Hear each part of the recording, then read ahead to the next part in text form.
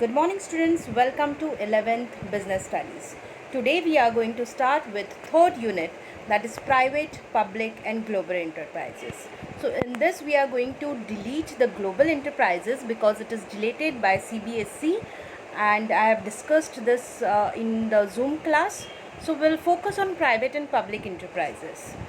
Now, before starting, I would like to tell you that the government of India has adopted a mixed economy. You already know what is mixed economy, where both private and public government entrepreneurs, that means private and public entrepreneurs, are allowed to operate. So, private and public enterprises both are allowed.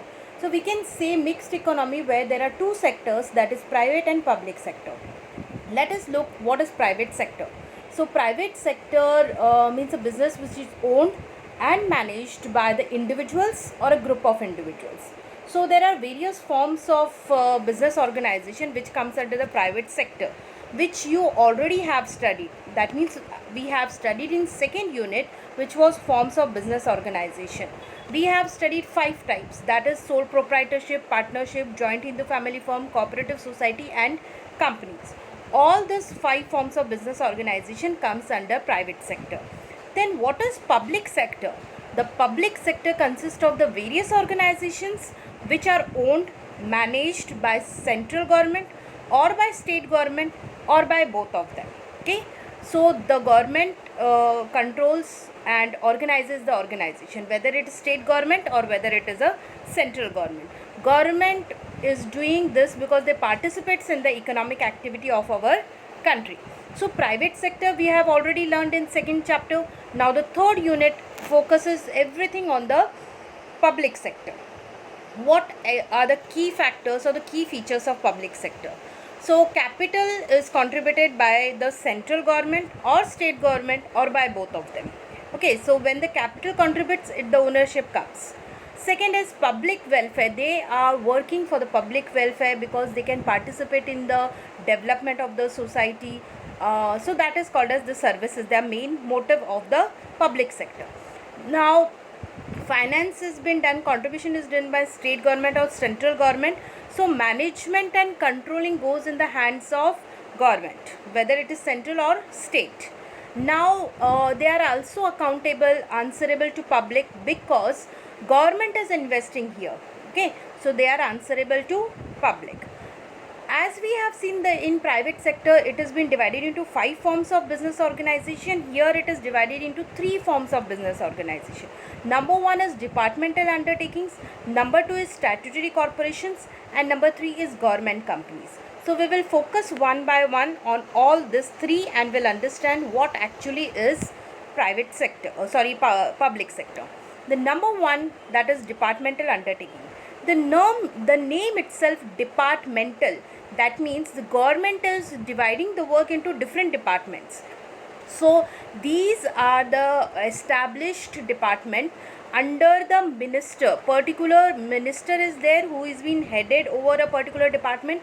So all management and controlling is in the hand of that particular minister, but this minister is appointed by government. So we can say that it is being divided into a ministries or the department, and where the finance, management, controlling, everything is either in the central or with the state government or by both of them. Now very good example you can see on the screen, that is Indian Railway or Post and Telegram department. So like education department, healthcare department. So these are the departments government have made, and where a particular minister has been there headed, and the finance has been provided to them to handle that particular department. So that is called as departmental undertakings. What are the features? Number 1, they do not have separate legal entity. You already know what is separate legal entity. That means if it do not have a separate legal entity, do not have a separate law, or it's not registered under any act other than government. So it comes under government. So we say there is no separate entity of departmental undertaking. It belongs to government. Second one is finance. Obviously it is financed by government because it is owned by government. So the departmental undertakings are financed by government in the way of annual budgets. You can see in the TV, like annual budget is there, where they announce the budget for railway, they announce the budget for health department, they announce the budget for education department, and so on. So they provide the departments this finance through annual budget, and whatever the earnings are there through this departmental, that goes to government treasury. Okay. Now accounting and auditing, so now it has been owned and managed by government. So accounting, auditing, or whatever, say, the rules will be followed by as per the government rules and regulations. So whatever government is doing or asking to do, this act, this rules, this regulation, undertaking, government departmental undertaking have to follow that. So auditing and accounting will be done as per the government rules. Staffing, so the employees who are working under this department, who comes under this departmental undertakings, are the government employees, because their recruitment, appointment, selection, their retirement, everything is done as per the government rules and regulations. Accountable, obviously they are accountable to the concerned ministers, like when the money is being provided, money is being given to them, so they are responsible and they are accountable, like what actually they have done with the budget, what is being provided to them. So this is departmental undertakings which comes under the government department, which comes under the public sector. Okay. Now let us see what are the merits. You know there are two sides of coin. Similarly here we'll see merit as well as demerit. Now it is more effective in achieving the objective laid down by government, as it is under the direct control of government. Definitely whatever the government wants to achieve, whatever is the aim of the government, will easily be achieved, because they will follow all rules and regulations which the government is asking them to do. So it is, the whole control is by government. There is no other share in the government, like public sector is not there. It whole and soul belongs to government. Next, it is a source of government's income, as its revenue goes to government treasury. Definitely when government is investing, government is providing them finance, so whatever the earnings will be there, that will directly go to the government treasury. So this is a merit for government, they get income from this.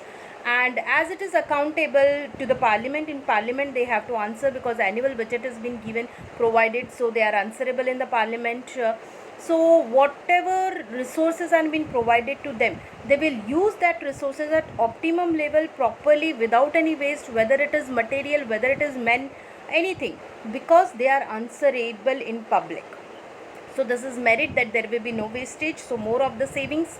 Then next, it is suitable for activities where secrecy and strict control is required. Definitely where there is no participation or no share of the private companies, so private sector, whole and soul it belongs to public. So defense, air force, army, navy, everywhere the secrecy can be maintained, what actually they are doing. That is also comes under a departmental undertakings. So defense minister is there. So this part of this kind of undertakings is more suitable for secrecy maintenance. Let us have a different side, that is demerit. Now it suffers from interference from ministers. Definitely when it has a whole and sole control of government, so ministers, officers will definitely interfere in the working of the particular department.